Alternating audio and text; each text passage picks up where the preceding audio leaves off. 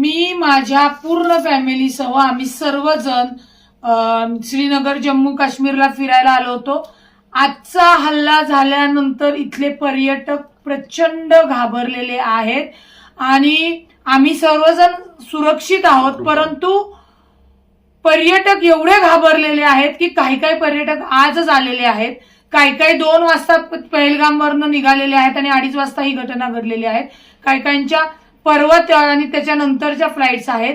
त्याच्यामुळे माझी महाराष्ट्र शासनाला विनंती आहे, माझी मुख्यमंत्री देवेंद्र फडणवीस साहेब, अजितदादा उपमुख्यमंत्री आणि केंद्रीय मंत्री मुरली अण्णा यांना विनंती आहे की इथे जे पर्यटक अडकून पडलेले आहेत त्यांना उद्या तात्काळ येण्यासाठीची सुरक्षित सोय करण्यात यावी, कारण का प्रचंड घबराट आणि सगळे पर्यटक आपल्या लहान लेकरा बाळांसोबत काश्मीरला खरं फिरायला आले होते।